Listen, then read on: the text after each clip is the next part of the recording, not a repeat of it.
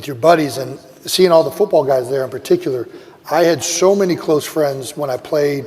A lot of my closest friends that I still have today are guys I played college football with. And I really wanted to tell them, like, man, enjoy every second of this, because once it's gone, even I played in the NFL for 13 years, nothing replicates being in college and that experience.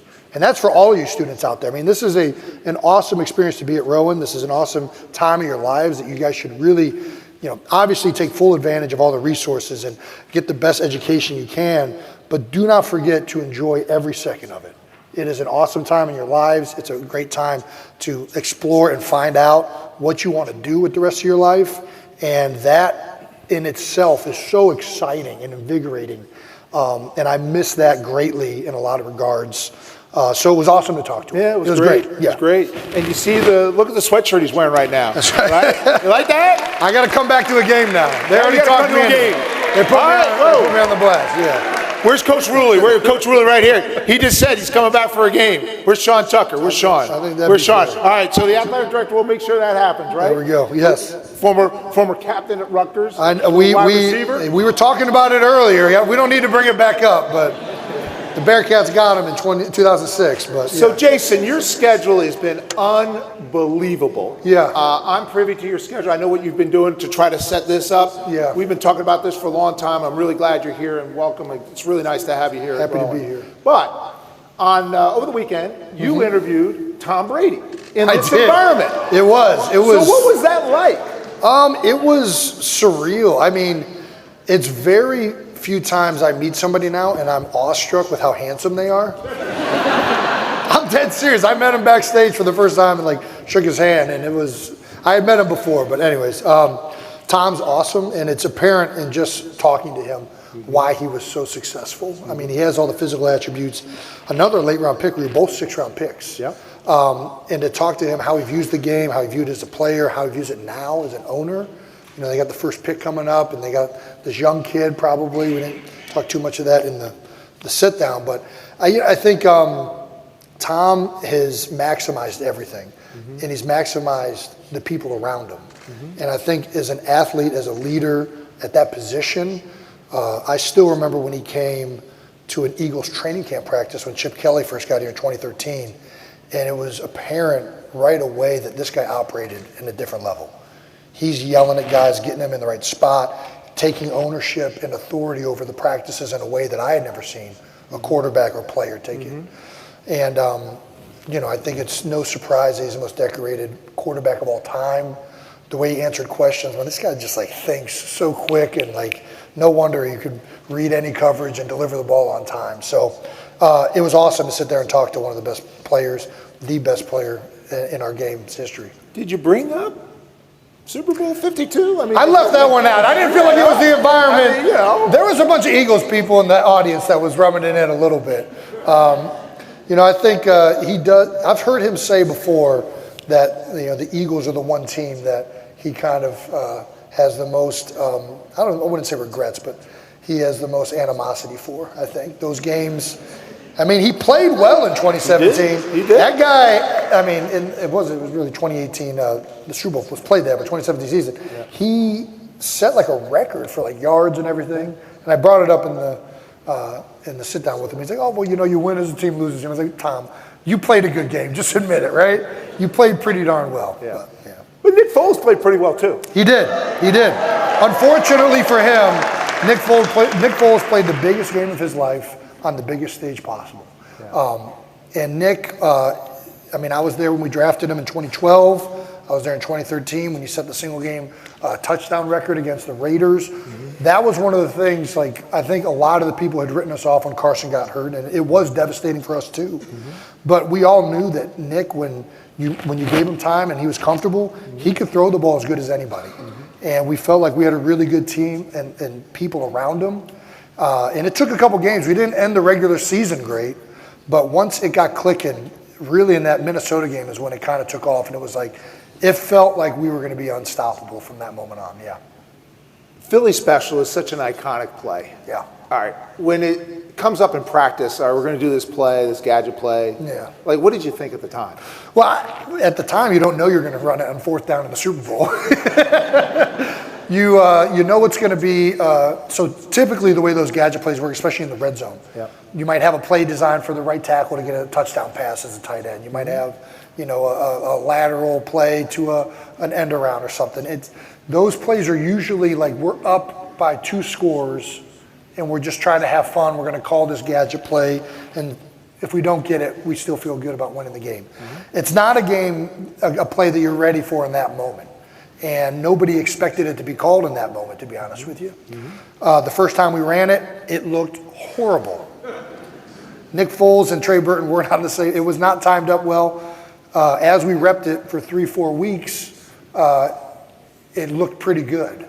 And I still, it's so funny hearing the audio now, because Doug's reaction, I think, was the same reaction as everybody in the huddle. Which he pauses for a second, and he's like, you know what? Yeah, that's the way I felt. It came in, I'm like, what the hell? You know what? Yeah, let's do it. Because, who's going to remember to guard Nick Foles on 4th down in the Super Bowl when it looks like a run's going in the other direction? They're going to probably miss that assignment. And it's even better because the Patriots tried to do it with Tom Brady. had to miss. Yeah. It does. Even sweeter. It is. I mean, listen, my mom, when we won the Super Bowl, instead of posting a picture of her son winning the Super Bowl, she posted a picture on Facebook of Tom Brady sitting in the grass. That's how good you are when your own mom posts the upset photo of the arch nemesis for that game. Yeah.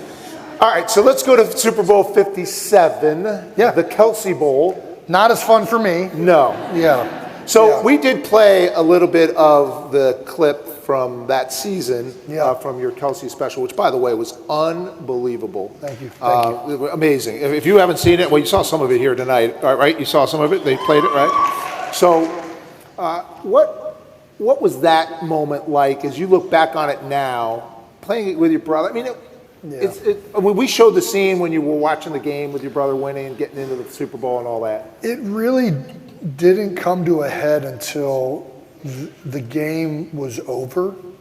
If I'm being honest, you appreciate it leading up to it. And me and Trav, I think, appreciate it more for our mom. I think our mom in a lot of ways was a symbol for a lot of moms that had gotten their sons to that game or for watching their kids achieve, right? And it was magnified in a huge way for her. And she put up a lot with us two growing up. I can guarantee you that. I think we thought about it from that perspective then.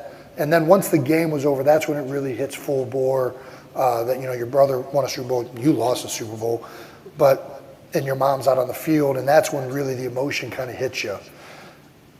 Leading up to the game, you're really kind of trying to make it feel like every other game you played. And you have this detached family that in a lot of ways you spend so much time with the guys in the line room and the other guys on the team and the coaches. And, you put so much work in throughout a career, so much work in that season. You're thinking more about your teammates in a lot of regards leading up to the game. And it's a weird feeling because there's so many people you care about all over the place. I can say unequivocally it sucked in a lot of regards. Losing a Super Bowl is a feeling that is one of the worst things you can do. To put all that work in, to get all the way there and to come up short is a rough feeling.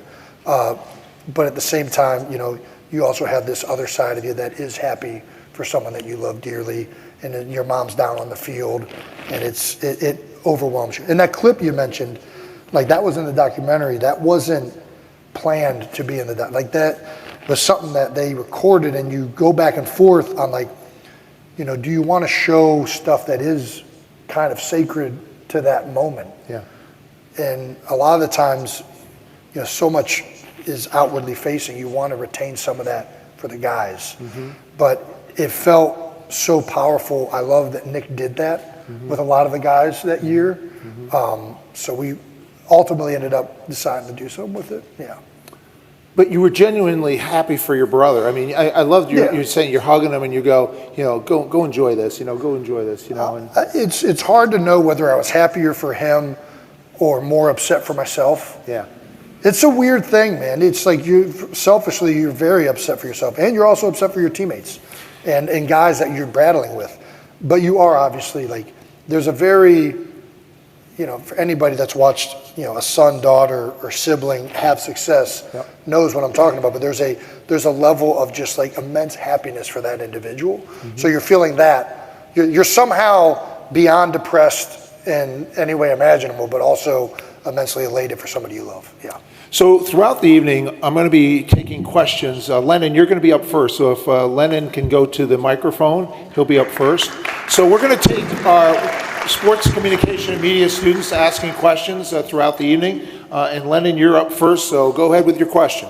How you doing, Mr. Kelce? Thank you for taking the time to come to Rowan. It's a pleasure to get to speak to you. Happy to speak to you as well. Happy to be here. Of course. So basically, growing up, I played football, and a big part of that was getting to play with my brother. Nice. And I could never imagine playing without him. So what was it like playing for you with your brother, Travis, in Cincinnati? And did you ever find yourself missing sharing the field with him as your careers respectively both progressed? Yeah, I think when you're growing up with your brother, you always envision that you're going to be playing with each other your whole lives. At least we did. We had Bernie Kosar jerseys on in the backyard. We grew up in Cleveland, so we were Browns fans. Thankfully, neither of us ended up with the Browns. As much as I love the Browns, that's ended up very good for our careers. But yeah, I was the older brother, so I was always the bigger one growing up. And then there's a big, coming to Jesus moment when your brother finally gets taller than you and is kicking your tail and everything. We went to Cincinnati. We played high school ball together. We played Cincinnati. Both of my senior years, my brother was ineligible to play. So I never actually got to play that much with him, even in high school. Both of the years that he would have been old enough to actually play meaningful minutes, he unfortunately couldn't play the game.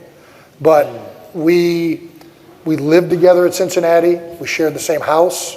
And there were times where we thought about how cool it would be to play together in the NFL. But we're both also pretty happy with how it's panned out. Yeah. Thank you, Lennon. Thank you. Is Christian here? Is Christian here? Go ahead. I'll get you in just a second, Christian. But one thing I wanted to bring up was you played, and in that doc, if you see that doc and you watch it, you see Jason going through unbelievable pain week in and week out. Yeah.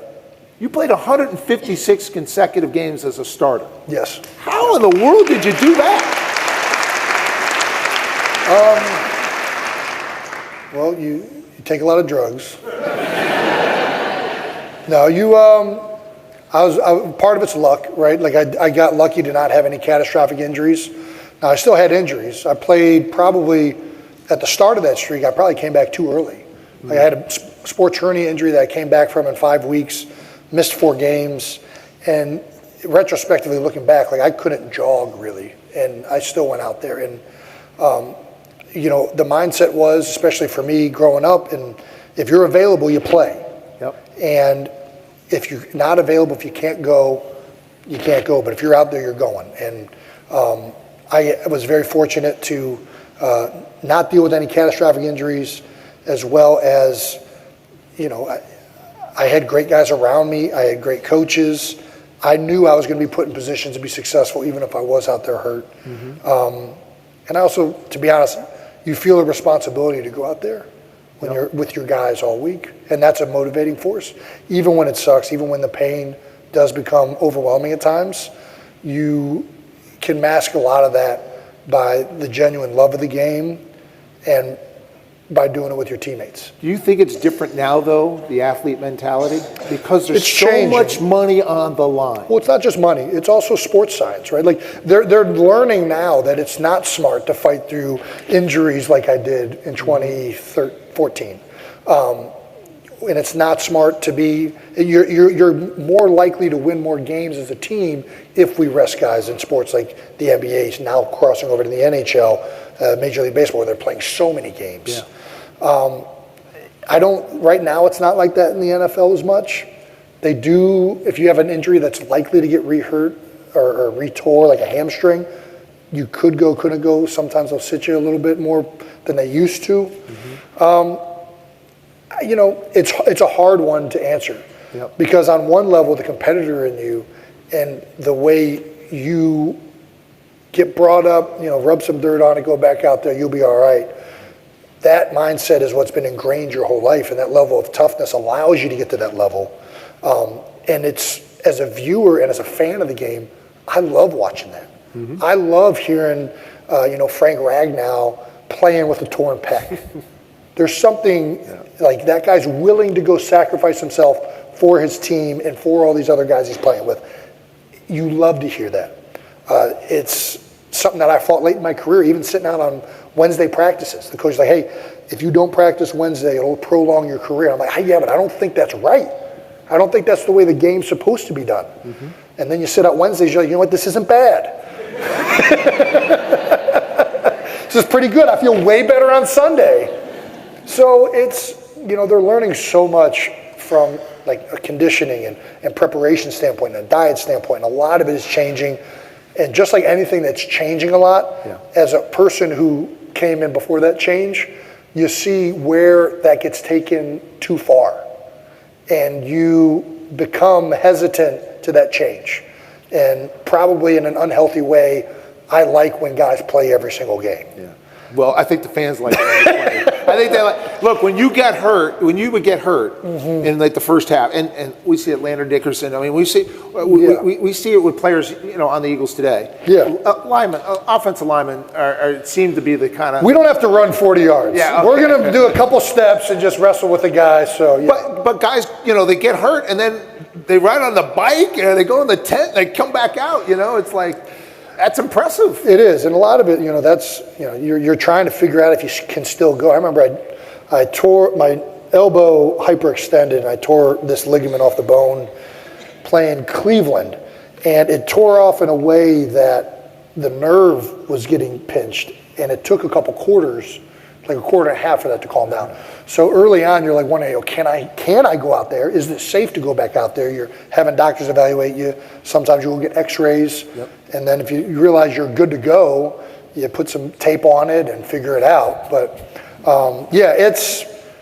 I miss a lot of that. There's something when you're playing through things, really going through any adverse situation where it sucks in the moment, but after you've done it, it's so much more rewarding having done it. So, I miss playing with sprained ankles and torn MCLs and all that. You doing all right now? You feeling all right today? For a guy that played 13 years in the NFL, I'm doing very well. All right, we're good. I cannot complain. Nice to hear. All right, let's go over here to Christian with his next question. Go ahead, Christian. How we doing? Go Birds. Go Birds. Go Birds. All right. So my question is, what was the difference between your preparation versus the Patriots in your first Super Bowl versus the Chiefs in your second? Yeah, I mean, there are two different defenses, although both Spags and Bill can be multiple. Mm-hmm. We knew for New England, we felt like we had a good matchup up front, and we could run the ball if we needed to. We knew a lot of it was going to be weathering the stuff that Bill throws at us. Yeah. He's an unbelievable adjustment maker in the middle of the game. He's going to figure things out. Definitely. We had a big run early on. The next time you run it, you don't get the same look, right? He's going to adjust. Had a LeGarrette run, touchdown, outside zone play. That was a great play. You're only going to get one hit on stuff like that. Mm-hmm. And we knew we were going to have to be ready to pass off the games. They do so many twist-ons. That's how they generated pressure up front that year, and really for a lot of Bill's career. And thankfully for us, Hightower was injured. Jamie Collins wasn't there. They were missing a lot of their interior guys that were really good at that. But it was still very difficult. So a lot of it was communication. A lot of it was working together and passing all those things off in the stunts. And we felt like as long as we gave Nick time, that they would be able to make plays down the field. Now, we didn't know we were going to have to put up that many points, to be honest with you. We knew we were going to have a good day offensively. We didn't know it was going to have to be that good. But that's what happens when you play Tom. And then the second go-around with Spags. Spags can be multiple as well. The bigger thing with him was they had an unbelievable player in Chris Jones up front who's taking a lot of attention away from you. And you're thinking about, okay, how can you be ready for all the chaotic blitzes, right? Spags will bring zero from anywhere on the field. You have to be ready for all of that. and then at the same time not lose track of this monster that's going to beat most guys one-on-one if you leave them that way. And that's one of the reasons they've been so successful on defense over the last 4 or 5 years in Kansas City. So I think the answer to your question, we knew we were going to have to try and weather Bill's adjustments and play that game as it went along, and as the game was unfolding, continue to develop that. And then on the other side, Kansas City had some really, really good players as well as a great coach, and we knew we were going to have to make adjustments with Spags, but don't lose track of Chris Jones. Thank you. Sure. You know, as when we went out to the football field today, it made me think, what do you miss more, being on the field or in the locker room? Locker room. Hands down. I mean, I kind of get to go back to the locker room, right? I can go back in there and shoot the stuff with the guys. I don't know what. But, you definitely miss playing. And more than anything, I kind of miss preparing. Like, I miss the competition, but I also miss, I'm a firm believer the game's won a lot of the times in what you do leading up to the game, how you prepare, what you're expecting to do, how are you going to adjust. And part of my job is putting guys in positions. Like, I played one of the few positions where by making a call, I can make the play successful. I can make the right tackle's job easier. I can set this thing up in a way that is more advantageous for us. I really enjoyed all week preparing with Stout, preparing with the guys in the room, talking to the quarterback, what is he seeing? I miss the in-game adjustments. I miss competing, and I miss dancing in the end zone. But I probably miss the cafeteria more than any of it. Because there's no place like an NFL locker room. These guys are from all over the country. You have people from the sticks of Missouri to Alabama to Detroit to LA, and everybody is all of these unique backgrounds and differences in who they are and what their upbringings were, and we all get to unite around a game. And we have to come together and bond and interact and communicate, and there's just not, it's a microcosm a lot for what happens globally in our entire country. And I just haven't seen any place else with that many different personalities, different skill sets. It's just, it's a great game, and it's an awesome group of guys to be around. And everybody's trying to be the best in the world at something. You're around a bunch of high-achieving guys who are highly competitive. There's a lot of testosterone in that building, and it's a lot of fun. All right, Ian, come on up. We'll bring Ian coming up next. We know Thursday starts another big part of the NFL offseason period with the draft, so go ahead, Ian. Hey, Jason, great to meet you. Good to meet my dad you. would kill me if I didn't start with this, so go Birds. But yeah, so NFL drafts this weekend, obviously you were a 6th round pick, later round guy. Every year we kind of see some of these day 3 talents come in, lot to prove, they don't end up proving it. You did. You surpassed every expectation that could ever be put on you. In your career, kind of early on, when did it start clicking for you that you really were made for the NFL, and how did that change how you approached the rest of your career? Well, one of my first memories I have from being an Eagle was up in Lehigh. It was a lockout year, so I missed it. We didn't come to NovaCare that offseason. My first time ever being a Philadelphia Eagle was in Lehigh at training camp. And one of the first memories I ever had was Jason Peters doing a one-on-one pass set with Trent Cole. And Trent was a Pro Bowler. Jason Peters will be a Hall of Famer, one of the best tackles I ever played with, physical specimen. And I watched them do a one-on-one pass rep, and I was like, dude, I don't know if I can play in this league. Like, these guys, this is another level right here. I had never seen somebody that quick jump and move, and the redirection and the strength. It was amazing. And then I watched another couple guys go, I was like, okay, I think I can compete. I can keep up with that guy. But the real answer to that question is I got really fortunate. Although I was a late round pick, I got drafted to a place that had just hired Howard Mudd, who liked undersized linemen.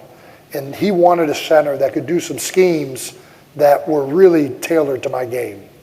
So I had an opportunity that was there for me to seize.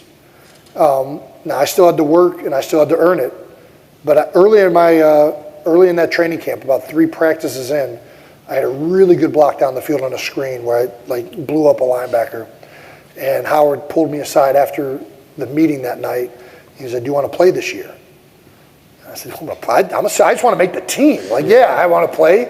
He's like, "All right, well, get in the playbook, know your responsibilities. We like what we're seeing so far." And even I found out afterwards, even Howard really stood on the table for me. I mean, that was a big rookie center is a giant leap for a guy making calls, in charge of a lot of mental aspects, and he really stood on the table for me and gave me my first shot in the NFL. So I was fortunate in that regard. But I tell all late round guys this: everybody's going to get their opportunity. Are you prepared and ready for it when it comes is a big part of it. And what are you doing to stand out from everybody else? Every time the coach watches the tape at night, is he just watching a right guard, or is he watching you, what your name is, right? Is he seeing Walter? Who's that guy that's playing after everybody else is just standing there? You're marketing yourself every time that tape is being watched. So you can stand out by Man Mountain Dean and pancaking a guy. You can stand out by being the last person to stop on a play. I'd rather be told, "Hey, Jason, stop with the whistle," than, "Hey, why aren't you running to the end of the whistle?" And I think a lot of young guys don't realize how important and how much that can help you on top of all of the physical things that you have to have as well. But I've seen a lot of guys stick around, being the Rudies of the NFL and have decent careers because they played harder and they went longer and they did everything they could. Yeah, you got to love offensive linemen. You got to love their mentality, right? It's just a beautiful thing. Emily, why don't you head on up? Because one of the things that we know Philadelphia is well known for, didn't do it the best job last year, was the tush push. Yeah. All right, let's go to Emily right here with her question about the tush push. Yes. Hello, nice to meet you. Good to meet you. So actually in my class with Naomi, my group did a project about the tush push. All right, what was the project? I think we did good. Yeah, you did well. You did well. I don't remember how we did. But we found a website. It's actually called the Tush Push FYI. It gives us all the stats about like who used the tush push and everything. Yeah. So we found that this past season the Eagles had a 63% conversion rate with it. Yeah. So my question was, what makes the tush push so consistently effective for the Eagles, and what's the most important role you personally played in making it work at the line? So it's a really stupid play. It's not the most complex thing. But what's interesting about the play is you're fighting at times for inches. And being off by an inch with the guy next to you can sometimes make the difference in whether you get it or not. The thing that I think has allowed us to have so much success, quite frankly, is it's not a play you can practice.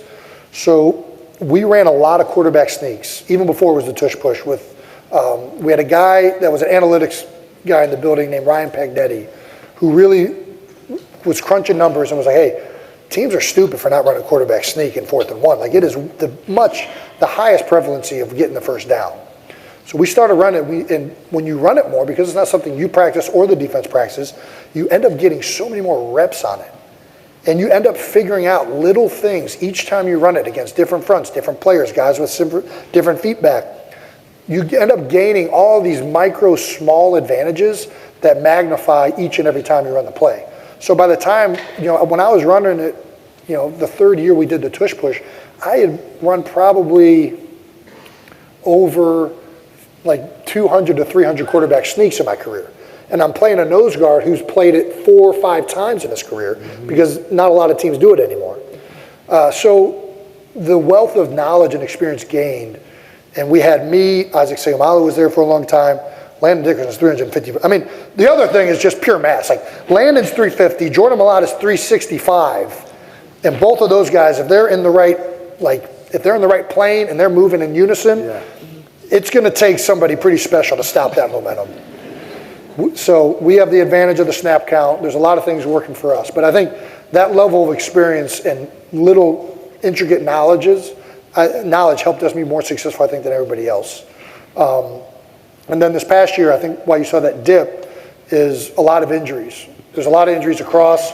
Landon, who's been one of the best guys at that his entire career, was hobbled for a good portion of the season. Cam Jurgens' back was bothering him. Lane Johnson's in and out.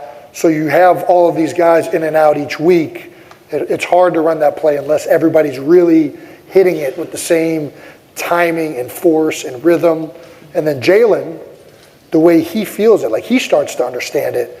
And some of it, when you rep it that much, becomes even unspoken. Mm-hmm. Like you just kind of know, oh, Jalen's going to roll this way because you see the spacing, or he did it earlier in the game, or whatever. Like you just start to kind of know, okay, I'll do it a little bit differently this time because I know he's going to do it a little bit differently. What is it like to be on the bottom of that pile? Terrible. You're getting squished. It's hard to breathe at times. And for me, I'm always, usually if we've done it right, I'm the last guy up. Yeah. I'm at the bottom of the pile if it's successful. Yeah. So you're waiting for somebody to come pick you up. So there's a lot of touchdowns Jalen scored where he helped me up, and I'm very appreciative of that. Yeah. Micah, let's go with your question. So we're going to talk about the people here in this audience. So Micah, you're up. Hi, Mr. Kelce. Thank you again so much for being here with us today and taking the time to speak with us. We all know that Philadelphia has some of the most ride or die sports fans. So what was a moment in your career that you realized how passionate Philadelphia fans truly are? Oh, man. I had some negative passion early in my career. Actually, the first person who really told me about it was my agent when I got drafted. I got drafted to Philadelphia. And my agent said, Jason, you have no idea how much you're going to fit in that city. Like, this is a great spot for you. You're going to love this place. Yeah. I had been here on a trip before. I'd seen some of the tourism stuff with school. We did a lacrosse trip out here when I was in high school. So we did the Pats and Ginos and saw the Liberty Bell. But that was my only extent of really what Philadelphia had to offer. And early on, Andy was at the tail end of his career. Fans were kind of up in arms and kind of over that era of the Eagles. And, I remember we got into it, me and Evan Mathis, with some guys holding signs out front of the facility, which we got rightfully criticized for getting into it with the fans. And I think when you're young in your career and you're struggling with it and the fans are on top of you, it's like, man, feels really counterproductive. Like, it doesn't feel like this is helping us win more games. But the longer you play here and the more you understand it and where it comes from, you appreciate it. Even the downturns, and as hard as it is at times, and this city isn't going to sit around and accept mediocrity. It's not going to accept less than 100% effort.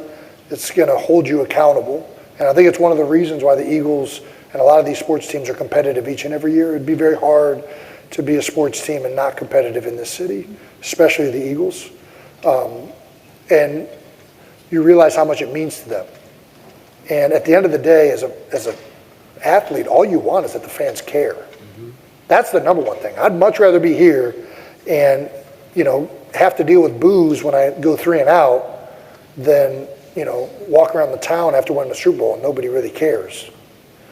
I think I feel very lucky to be in a place that holds the Philadelphia Eagles in such a reverence that our fans do. And that's what I try to, instill in a lot of the young guys who don't quite understand it yet and don't get that people have been rooting and booing and cheering and caring about this team for generations. And in a lot of ways, it's just as much a part of who they are as their family is. They put a lot of time, money, and effort into that fandom. And you'd be upset, too, if you saw a receiver drop a ball and you spent your entire paycheck coming to the game. So, you start to understand it a lot more the older you get. Thank you. Yeah. You went on another level because of the parade. Yep. It worked out really well, yeah. I didn't know how it was going to be received. But. Jason, I think, Brian Dawkins, immensely popular, also a former one of our speaker series, came here a few years ago. Very popular. Yeah. Brandon Graham, very popular. Yes. Jason Kelce, very popular. And that speech had a little something to do to put you on another level because that is an all-timer. No question. I mean, my rookie card as an NFL player came out the year after that speech. They didn't make a Jason Kelce NFL trading card until after that speech. There's no question that I think that, I think Philadelphians largely knew who I was before that. Yeah, of course.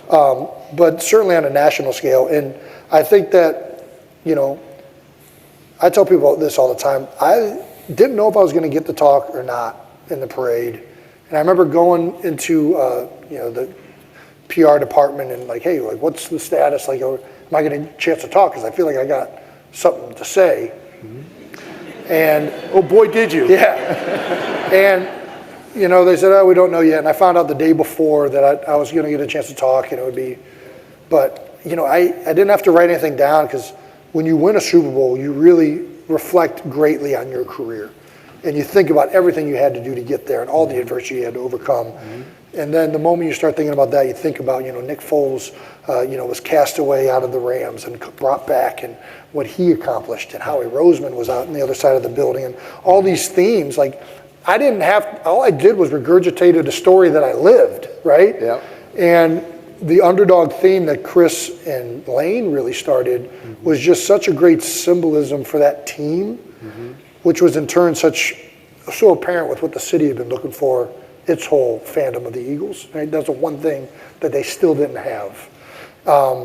It just was like resonating in my mind. I wasn't sleeping.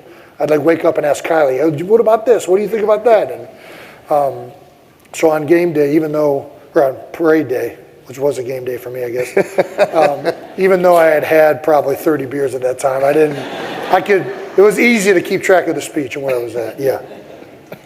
It's a classic. It really is. It's a classic. Antoinette, let's have you ask the next question. Hi, Jason. Nice to meet you. Good to meet you. Thank you for being here.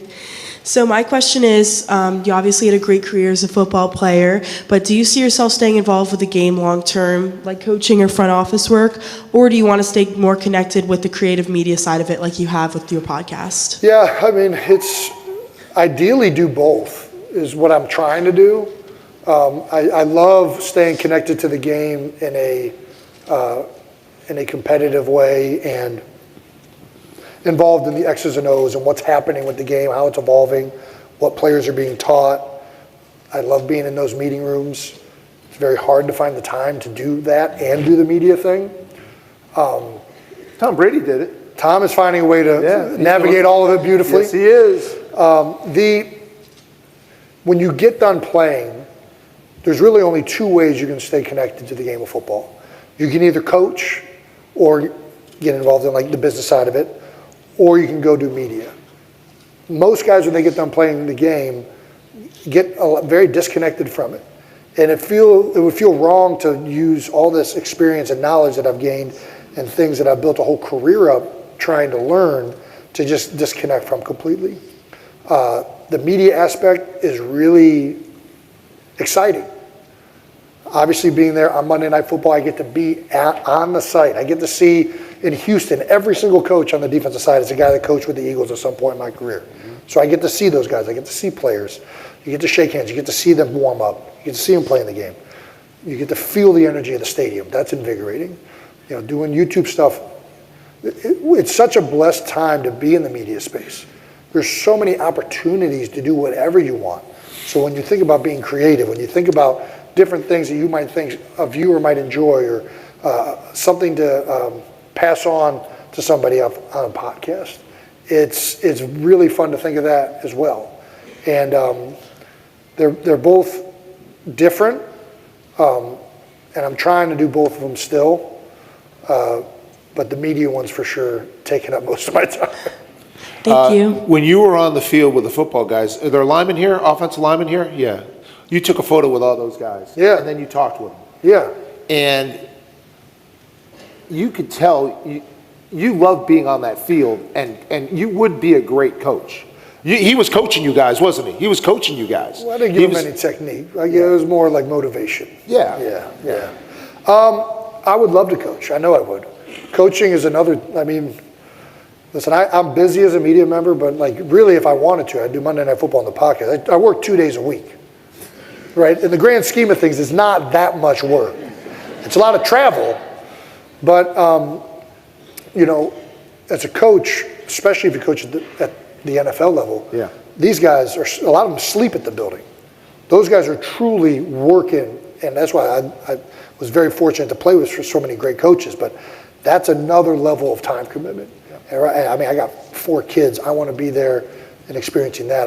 You know, it's trying to juggle all that. I know selfishly, coaching and doing that would be something that would be very fulfilling. But I also know that like I'm probably not ready for that type of commitment.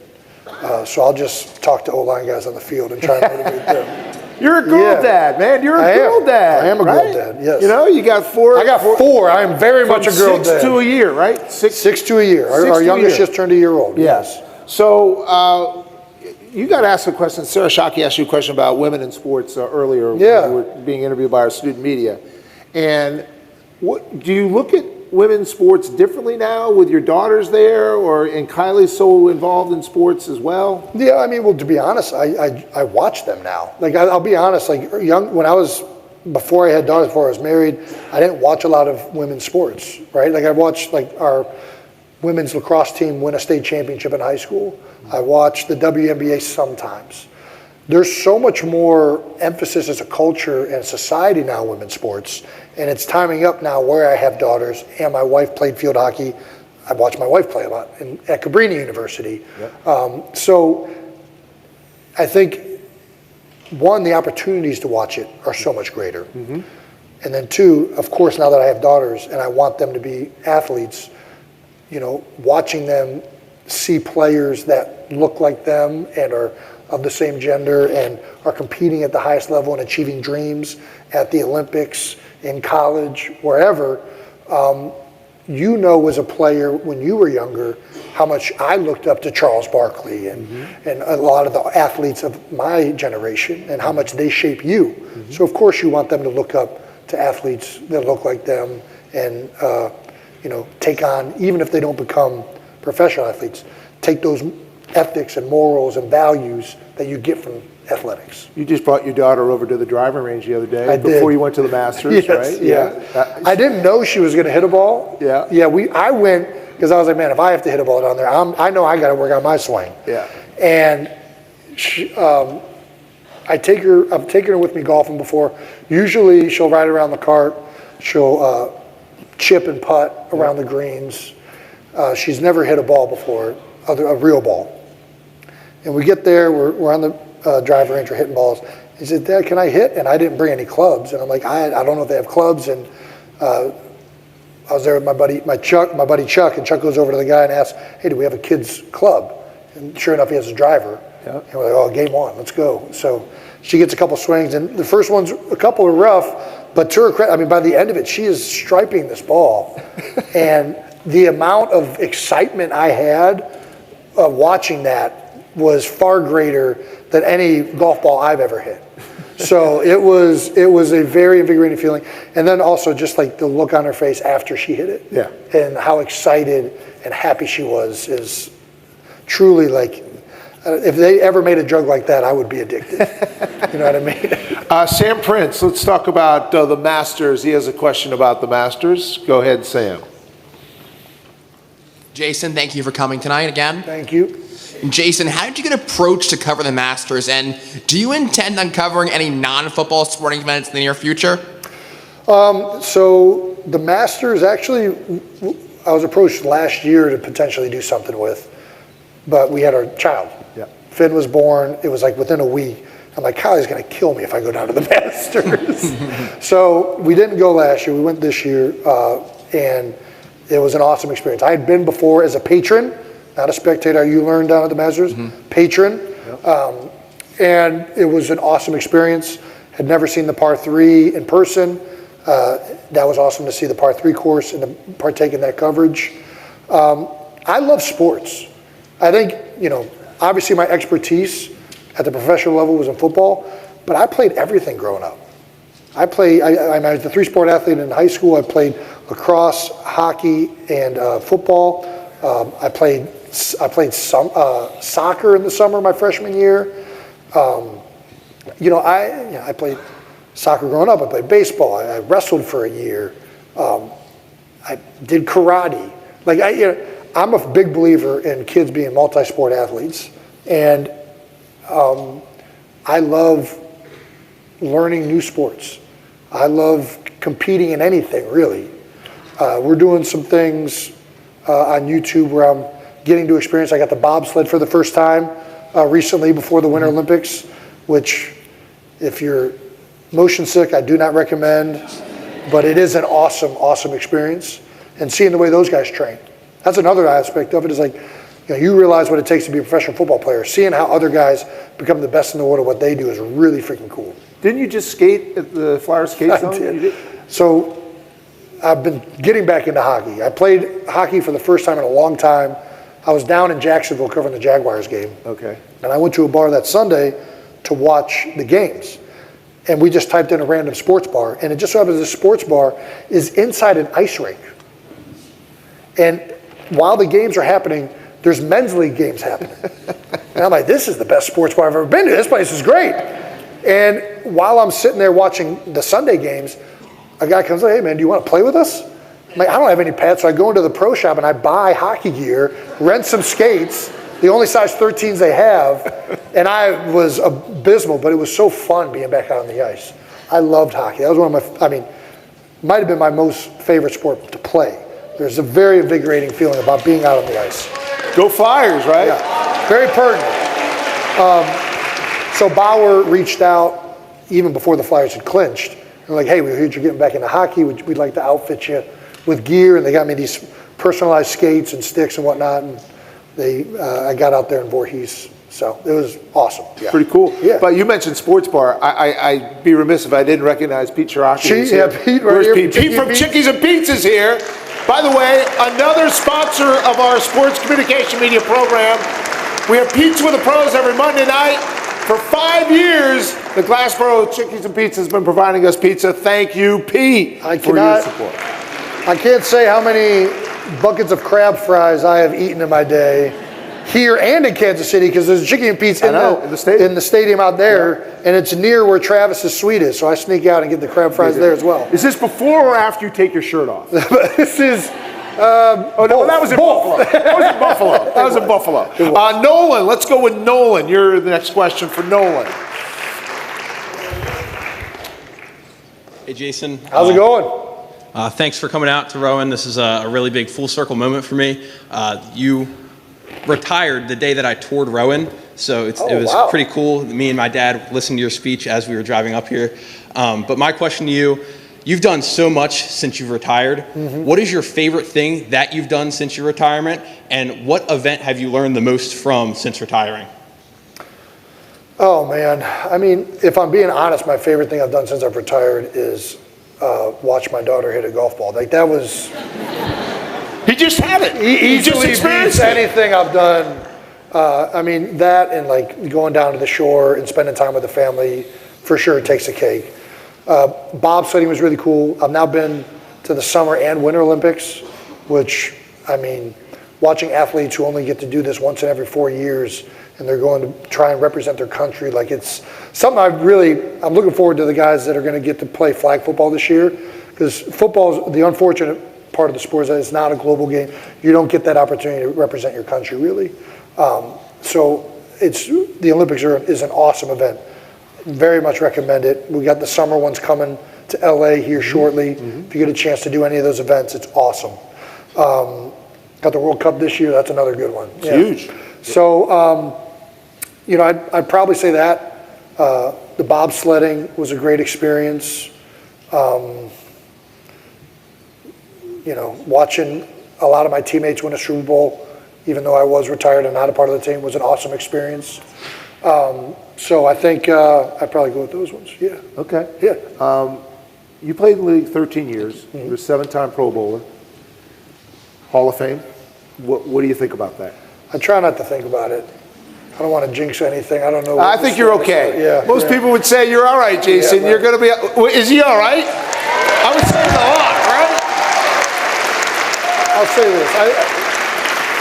there's a lot of really good players that are not in the Hall of Fame. There's a lot of really good, especially linemen. I'm very lucky that I have a lot of like decorated awards, which will help me probably at the end of the day. Mm-hmm. But I also know that I wasn't the physical specimen that Brandon Brooks was. And Brandon Brooks was a tremendous player for the Philadelphia Eagles. I know that Lane Johnson is asked to do a much harder job than me each and every day, and I hope he's in there eventually as well. I played with a lot of really good players, so it feels weird to think about the Hall of Fame when you know you weren't even the best lineman on your line. So, you know, it's an honor to think about, but I try to not do it too much. Yeah, I get it. Yeah. I get it. Yeah. We mentioned the draft on Thursday. As you look at this Eagles team and the way it's configured, what do you see as the future of this team and how this team, where it's headed? I think they're still very talented. I don't think that there's anything where, you know, they can compete with the guys that they have right now and go out there and compete for a Super Bowl. I really believe that. So they're already in a good spot. They have a lot of firepower offensively. The defense last year was like the lowest paid defense in the NFL, and Vic had those guys running as one of the best units in the league. Yep. And that's a big reason that they had the success they did last year. I think, you know, obviously Lane Johnson's getting a little bit older. I wouldn't be surprised to see an offensive lineman taken. You can always, you know, taking an offensive lineman early is an easy pick because there's like 5 spots that he can play. Yep. So it's like we can find a spot potentially. He'll probably play at some point. Defensive end, defensive line, same thing. I could see them going with something there. You can never have too much depth in the trenches. You know, obviously there's a lot of stuff out there with AJ. You know, do they go with a receiver? So where do you stand on that? You know, I think I know AJ personally. I played with him. He's an awesome teammate. He's an incredibly talented player. At the same time, you've seen the frustrations over the last couple of years. You know, I don't know where he's at and where the team is, really. And everything gets to a point where it's going to come to an end. Mm-hmm. And maybe it's at that point. Certainly, there was a report yesterday that sounds like that may be coming. But at the end of the day, you know, and AJ has clearly been frustrated, and sometimes that frustrates the fans. But one thing that I do find unique is that the players really haven't manifested in a negative way towards AJ, which lends me to think that a lot of people understand AJ's frustrations. And I think AJ is a great player where if he is moved, the Eagles will miss him. And he's not the reason that the offense wasn't good last year. And on the same token, I've played receiver. It is by far the most frustrating position on the football field because you're the last person in the chain of events to be successful. Yep. The quarterback has to deliver a great ball on time and where you're at. Mm-hmm. The offensive line has to protect. You got to have the right play call. And there's so many things that are necessary for you to succeed. With a tackle, just pass block the defensive end, brother. Like that's 9 times out of 10 what you're going to be doing. Yeah. So it's a frustrating position.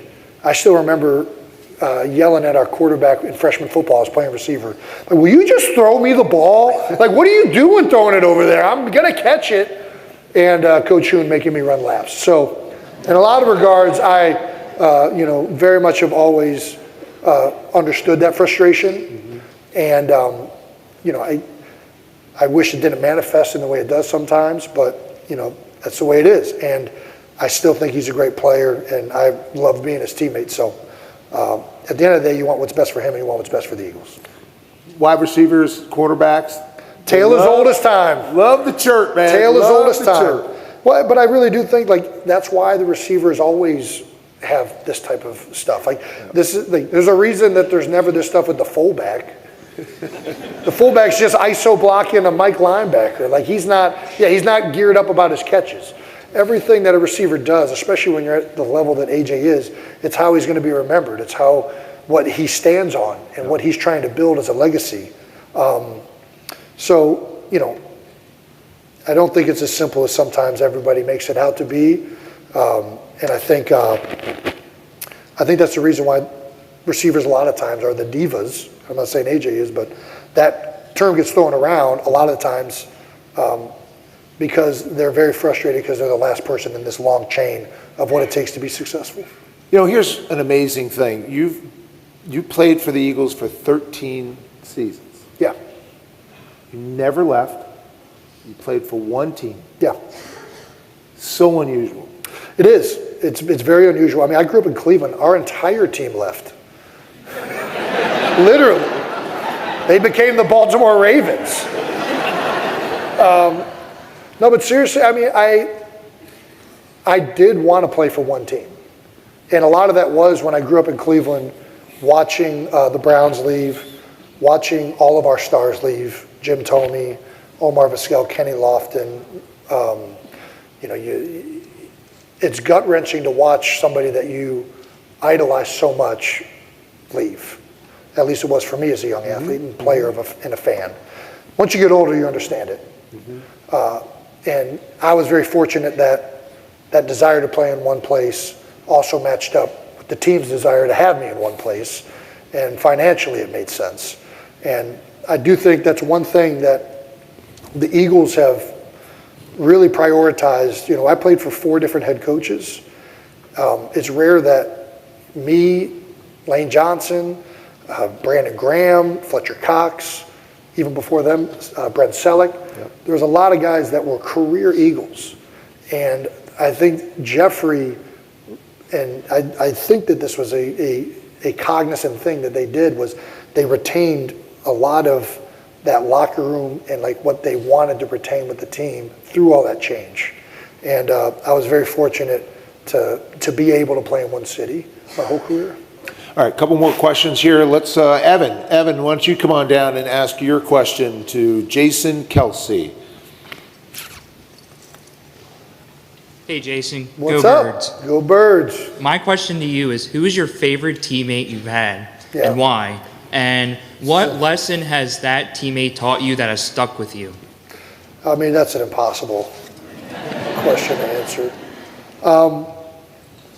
Who's my favorite teammate and why? What have they taught me? Oh my gosh.